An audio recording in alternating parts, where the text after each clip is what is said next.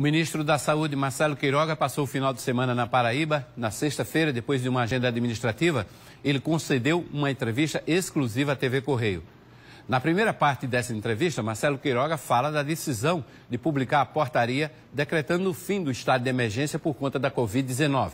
Questiona a atuação dos governadores do Nordeste durante a pandemia e lembra que eles não compraram uma só vacina e estão sendo investigados pelo pagamento antecipado de respiradores que nem sequer receberam. Acompanhe. Correio Debate recebe agora o ministro da Saúde, cardiologista paraibano, Marcelo Queiroga. Boa tarde, ministro. Bem-vindo ao Correio Debate. Boa tarde, Hermes. É um prazer estar aqui novamente no Correio Debates para conversar com todos os paraibanos. Deixa eu fazer uma pergunta que todo mundo está fazendo nas ruas aqui em João Pessoa. O senhor foi sondado para ser candidato este ano com o apoio do presidente Jair Bolsonaro? Disseram tanta coisa de mim e eu nem liguei, né? E falaram que eu ia ser candidato a senador. E diz que eu sou candidato a senador, não vou achar ruim, né? Na realidade, o que nós temos é uma missão que o presidente me conferiu há pouco mais de um ano, que foi pôr fim à emergência de saúde pública de importância nacional, a SPIN. E nós cumprimos com a missão que foi delegada pelo presidente. Eu já aproveito para lhe perguntar, era o momento certo de colocar esse decreto, de acabar com esse estado de emergência? Na realidade, não foi um decreto, é uma portaria. Uma portaria, desculpa, é uma portaria. É o ministro da Saúde que, por meio de lei, tem essa atribuição não só de reconhecer uma emergência de saúde pública de importância nacional, como também de encerrá-la. O que nós fizemos foi reconhecer o que na prática já existia. Antes de divulgarmos essa decisão, estados e municípios marcaram carnaval. Carnaval fora de época. Então, há carnaval durante SPIN? Claro que não.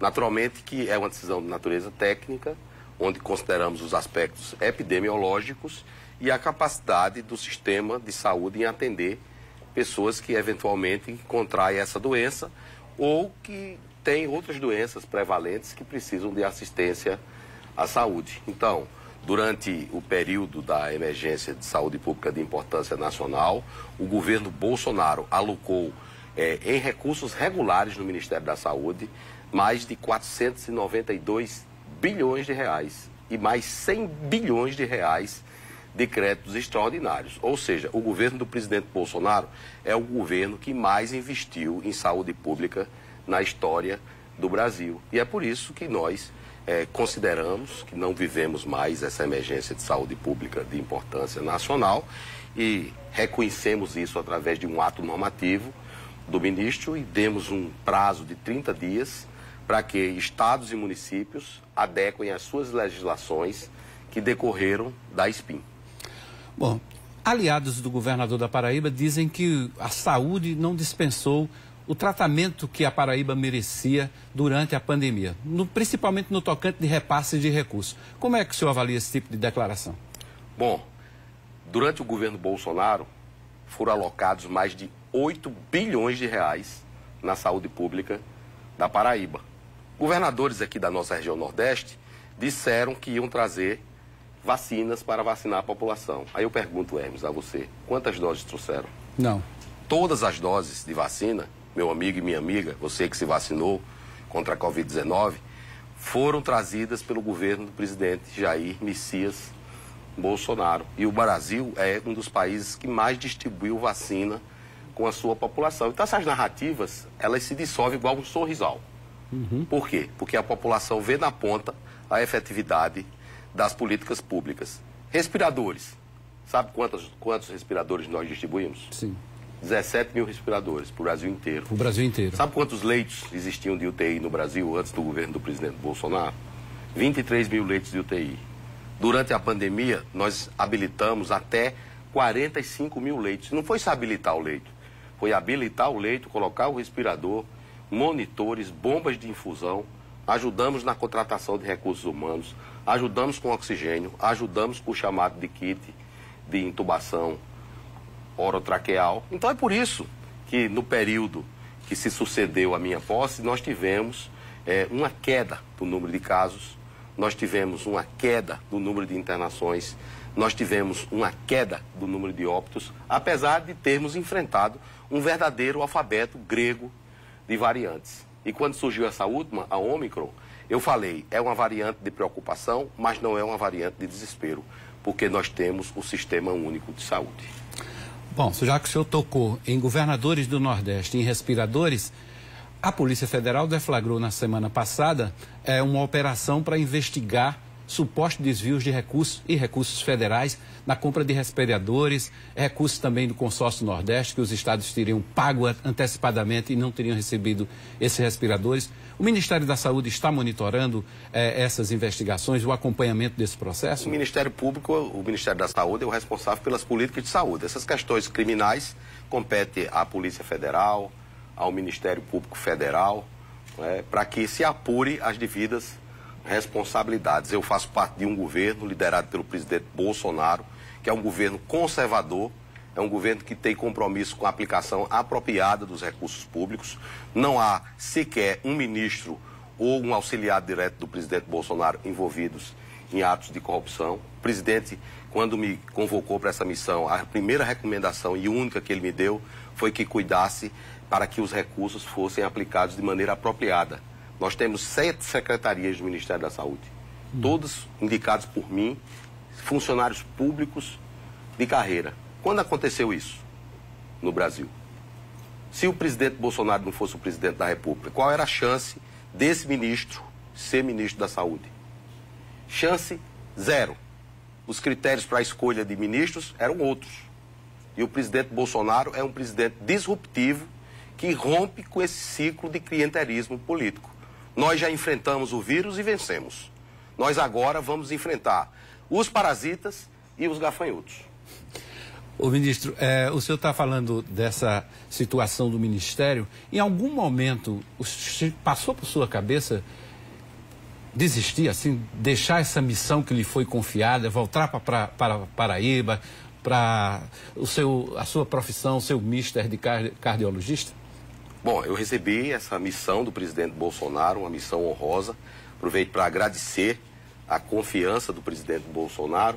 Mas o médico é um operador da confiança dos seus pacientes. E eu tenho a felicidade de ter a confiança do presidente Bolsonaro. E foi assim que nesse período de mais de um ano nós conseguimos controlar essa emergência de saúde pública, que foi a maior que o Brasil e o mundo já enfrentou. Então, dessa história de desistir.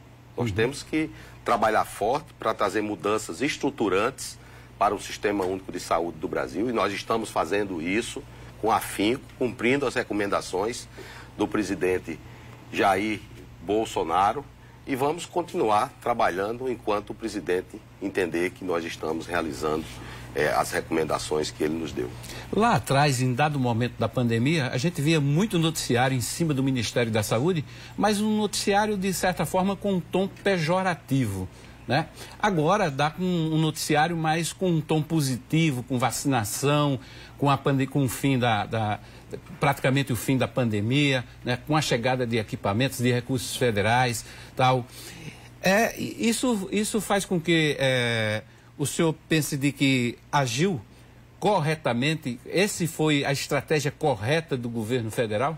Vou lhe responder com o Evangelho de João, 8,32. E conhecereis a verdade, e a verdade vos libertará. Então, todas essas narrativas, inclusive algumas que foram suscitadas por uma comissão parlamentar de inquérito que nada de bom trouxe para o Brasil, foram dissolvidas com a força das políticas públicas. Ah, não tem vacina, vai atrasar a vacina.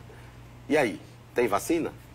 Atrasou vacina? Ah, o ministro está atrapalhando a vacina das crianças, porque está fazendo uma audiência pública. Aí eu pergunto, eu ia fazer audiência secreta? A audiência tem que ser pública. Nós chamamos os especialistas, nós chamamos o Conselho Federal de Medicina, nós chamamos o Conselho Nacional de Justiça, o CNJ, o Conselho Nacional do Ministério Público Federal, para discutir abertamente acerca de todos os aspectos envolvidos nesse ato de vacinação de crianças. Então, todas essas narrativas, elas são dissolvidas com a força do trabalho. Tem a vacina Covaxin. Ah, a vacina de Covaxin, o maior escândalo de corrupção do mundo. Quantas doses dessa vacina foram compradas? 0. Quanto de dinheiro público foi alocado para adquirir essas vacinas? Nem um centavo. É assim. E a gente vai trabalhando todos os dias. Certo. Ministro, falar em vacina, essa programação de vacina vai continuar no próximo ano contra a Covid? Bom, a ciência ainda não deu todas as respostas para nós.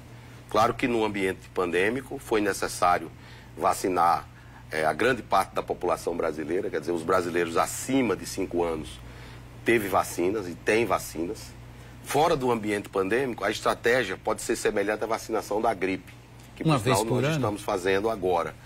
Ainda não sabemos qual será a vacina, se é uma vacina que vai ser eficiente para várias variantes.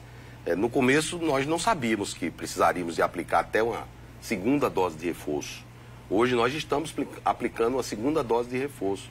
E o governo Bolsonaro adotou uma estratégia diversificada para a aquisição de vacinas. A principal delas foi a encomenda tecnológica efetivada entre a Universidade de Oxford, o laboratório AstraZeneca e a Fundação Oswaldo Cruz. Investimos, Hermes, 1,9 bilhão de reais para ter essa vacina. E essa vacina Fiocruz é a que tem o melhor perfil de custo-efetividade. Cerca de $4 a vacina, ao contrário de outras que custa $12,50. Então evoluímos muito. Nós temos um grupo técnico que nos apoia nas decisões e para o ano de 2023 vamos observar qual vai ser o comportamento da circulação do vírus e qual será as vacinas que nós vamos aplicar na população. Mas seguramente, se houver um consenso da ciência, essas vacinas estarão aí disponíveis. Ok, eu volto a conversar com o ministro Marcelo Queiroga daqui a pouquinho, no próximo bloco. A gente ainda tem muito assunto para falar com ele.